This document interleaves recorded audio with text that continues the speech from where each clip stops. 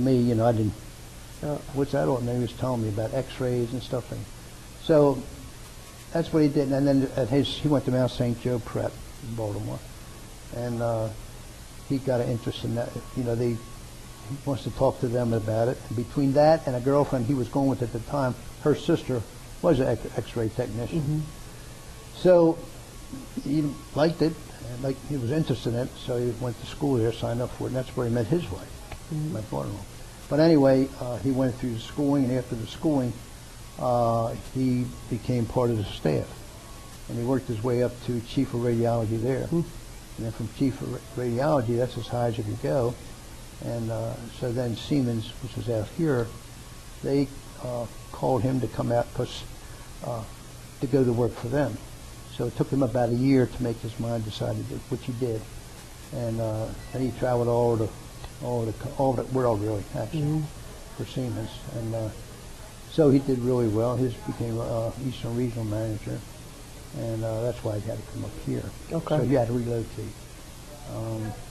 But he had so much good background that he brought with him to Siemens. Okay. And, so he turned out doing very. He's retired now. Mm-hmm. He told me the other day when he come up, he said, I'm going to have to. I said, how you been doing? He said, you're tired. I said, what's my? He said, I'm running here and running there. He said, I got to retire from retirement. So when he was growing up, though, that was right in the middle of the civil rights movement and the Vietnam War. I mean, what are your memories of that? Well, in the civil, I was out on the street when all that hit. You talking about the civil rights? I am. When hell broke loose, pardon my French. Yeah. Well, I was up, and I'm out there working, and I was up in I don't know how to put it, in a black area. Okay. Working. And but I can say one thing, and that while working up in that area, they called us in eventually, and they doubled us up, and they give us a can of mace to go out, like, yeah, right, can of mace. And this is when you're working for Baltimore Gas and Electric. Okay. Yeah. And that's when all this broke out. Okay. And so anyway, so it started there in 1956 with the Baltimore Gas and Electric, October. But anyway, when it all broke out, I was out in the home working. Mm-hmm. And then we got a radio call. We were dispatched, and they told us to head on in. So we headed on in, and we doubled up 2 men to a truck instead of 1 man to a truck. And we went back out again, you know. And that's why I meant mace. Sure. At nighttime, when they used to give, if you wanted it and you request mace, you just clip it on your belt, you know, and take that with you in case you had any problems. And but it don't always work, mace. But anyway, that's how we had to keep going out on our work. Mm-hmm. We stopped going out on our jobs. And was that dangerous or that violent at that time? Oh, that was dangerous. Now, if you got very, you have to make the judgment yourself. You know? Mm-hmm. And sometimes you have to call for police backup. You know what I mean? And unless you think you can make it with another backup with 2 guys in another truck, but most of the time you call for the police department to back you up, because I think the little sidearm scares them off. So yeah, I've done that many times. Did you live in a neighborhood where you didn't see protests or violence? Did I live in a neighborhood like that? No. No. Okay. No. My neighborhood is as quiet today as it was 60 years ago. Yeah. As it was last year, because I've been away for a year now. What was your reaction to the Vietnam War at that time? I mean, you see the protests? Vietnam War, I was kind of upset with those running away and hiding. That's the way I look at it. And that's what they did. They ran away and hid. No, I didn't. These draft dodger. I mean that. Okay. Yeah, that's the right word. It's a draft dodger. That's what I call them. And no, I don't have no respect for them at all. Because I don't think it was right. Why should you be called and I be called? That one's running up in the hills somewhere, hiding out, or going to another country, Canada or somewhere. No, I didn't believe in that. No. I mean, you're called to do and whatever you got to do. When you go into service, if you're called or if you're enlisted, I don't care what, you do the assignment that they want you to do, and they want you to do it to the best of your ability. And that's what you're there for. I mean, it's our country, right? And we've had a pretty good life in this country, and never wanted for anything. You know, everything was open to you and me. We had the advantage of it as anybody else did. So we never had any. No, this country was. It's a great country, even though the problems we're having right now with the economy, and it still is the best country in the world.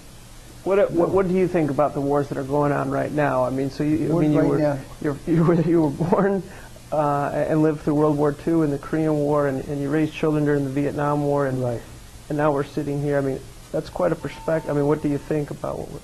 Well, war is war. We're going to live forever. If we live forever, I think it'll always be wars. You know. I think what they're doing right now, I think is great. If you're talking about Libya and all that, yeah. And Iraq and all, yeah. I think it was right to go in there and do what they did. Yeah, I sure do. I mean, there's poor innocent people getting killed, poisoned, and everything else in Iraq and all that. You know that yourself. Who has that? Who has that right to do that? We don't have that right. Take a life away from people. No. Yeah, I think we did right going in there. And it's daggone right. And I think they're doing right what they're doing now. Because they're doing the same thing, doing the thing now. Yeah. Because you were, I guess, a baby boomer? Is that what? No, I'm not. My son will more or less be the baby boomer. Your son's the baby boomer? He's getting up to that age. Yeah, he's like 56 now. Yeah. But, yeah, his getting, I was talking to somebody on here about that baby boomer. But he's up in that, getting close to that bracket now. He is retired now.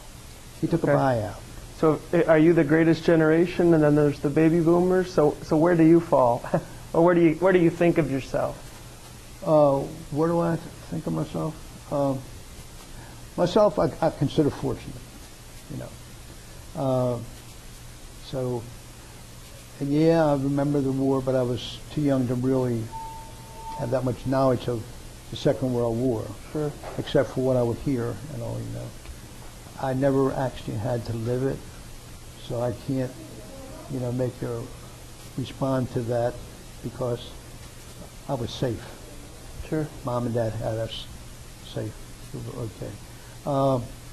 And then after that war, then it seemed like it was so short a time, 46 or 47, then I'm in the service.